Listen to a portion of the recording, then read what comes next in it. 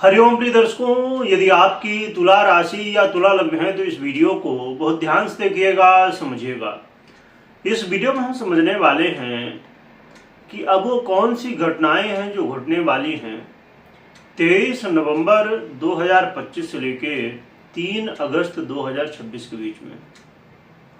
और ये घटनाएं घटेंगी राहु के प्रभाव से, क्योंकि प्रिय दर्शकों राहु आप जानते ही हैं कि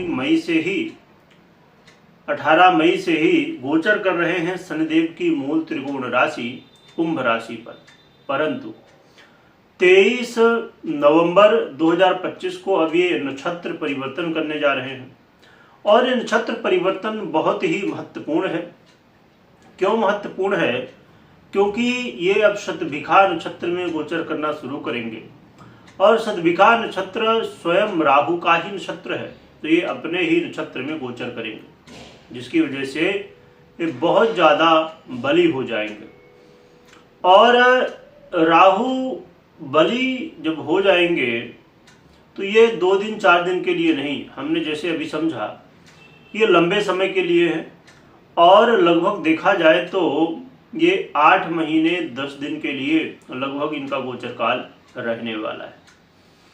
ये गोचर काल बहुत ही महत्वपूर्ण हो जाता है हर एक व्यक्ति के जीवन में, क्योंकि राहु ऐसे ग्रह हैं जो कि आज के कलयुग में एक छोटे बच्चे से लेके एक वृद्ध व्यक्ति तक राहु का प्रभाव है। बहुत सारे कारक तत्व हैं राहु के पास भी, पर उसमें से एक कारक तत्व बहुत ही महत्वपूर्ण है। 1 से 2 कारक तत्व।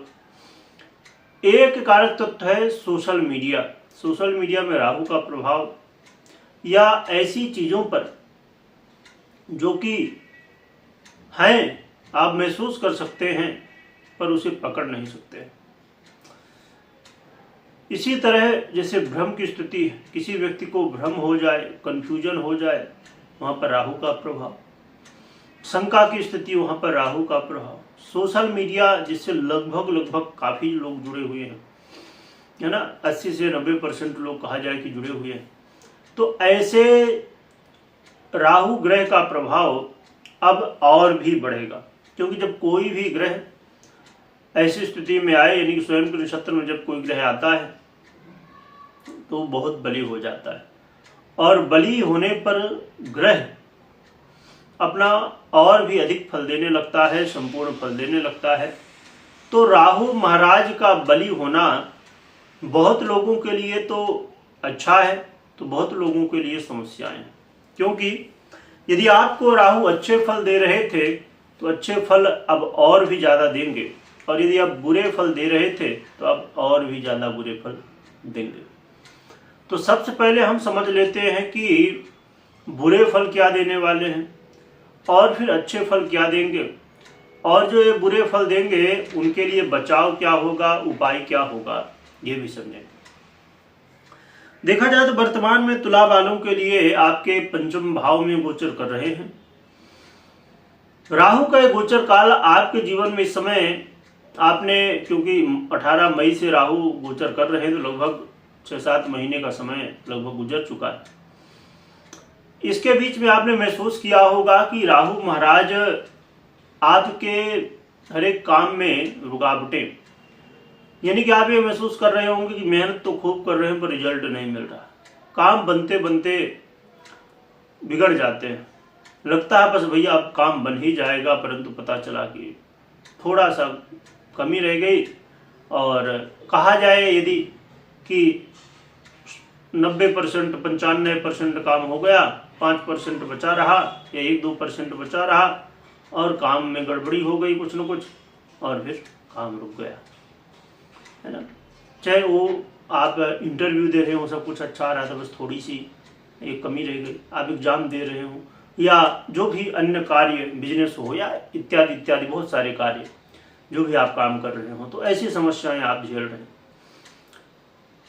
कई बार भगवान के प्रति श्रद्धा होती है कि पूजा किया जाए, सब किया जाए, कई बार मन में विश्वास हट जाता है कि अरे हमने बहुत कुछ कर लिया, कुछ हो ही नहीं रहा, काहे को करना है। पिता के साथ रिश्तों में, उनके जीवन में, स्वास्थ्य में या अन्य तरह की समस्याएं, अनेक समस्याएं देखने को मिल रही। जो विद्यार्थी वर्ग हैं, खासकर उच्च शिक्षा हासिल कर रहे हैं, यदि आप कोई डिग्री ले रहे हैं तो ऐसे में बार बार अड़चने, बाधाएं देखने को मिल रही। पढ़ाई में मन नहीं लग रहा, यहाँ वहाँ की चीज़ों में ज़्यादा लग रहा, बाद में पछतावा होता कि अरे थोड़ा पढ़ाई कर ले तो अच्छा हो जाए। यानी कि कहीं ना कहीं राहु का प्रभाव। इसके अलावा फाइनेंस की स्थिति में बड़े उतार चढ़ाव, कहीं तो आ ही नहीं रहा, कहीं आ रहा तो अटक जा रहा, आ भी रहा है तो व्यर्थ में व्यय हो जा रहा। इस तरह की समस्याएं बॉस के साथ या और भी ऐसे जो श्रेष्ठ जन हैं उनके साथ मतांतर, मतभेद और भी ऐसी स्थितियों की वजह से मानसिक तनाव का बनना, मन में चिंता होना, संतान के प्रति हो या फिर कहीं इन्वेस्ट के प्रति हो या इत्यादि इत्यादि बहुत सारे क्षेत्रों की वजह से, बहुत सारे कामों की वजह से, कार्य क्षेत्र की वजह से, इन सभी कारणों से तनाव, मान अपमान की स्थितियाँ, निर्णय लेने में बड़ी कठिनाई, ऐसी स्थितियों का सामना आप महसूस कर रहे होंगे। यदि कर रहे हैं तो हाँ में कमेंट कर सकते हैं, नहीं कर रहे हैं तो ना में कर सकते हैं। तो प्रिय दर्शकों, यदि ये समस्याओं का आप सामना कर रहे हैं तो समझ लीजिए कि अब और भी ज़्यादा सावधान होने की आवश्यकता है, क्योंकि इन सभी समस्याओं की अब वृद्धि होगी, ये समस्याएं और भी बढ़ सकती हैं। परंतु कुछ अच्छे फल भी हैं। क्या अच्छे फल मिल सकते हैं ये समझते हैं। अब अच्छे फलों की बात की जाए तो जहां इन्वेस्टमेंट से नुकसान हो रहा था वहां बेनिफिट होने की संभावनाएं बढ़ेंगी। बहुत सारे लोग अलग अलग तरीके से इन्वेस्ट करते हैं, कोई शेयर मार्केट में तो कोई प्रॉपर्टी में तो कोई सरकारी बॉन्ड्स वगैरह या अन्यत्र जो भी जिसको जहां भी लगता है तो लोग अपने रुचि के अनुसार इन्वेस्ट करते हैं। परंतु समस्याएं देखने को मिल रही।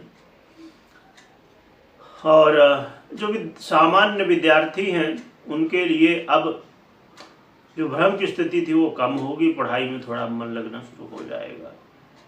इसके अलावा यदि संतान के प्रति चिंता थी तो वो कम होगी और आपके जीवन में कुछ लाभ की स्थितियां भी बनेंगी।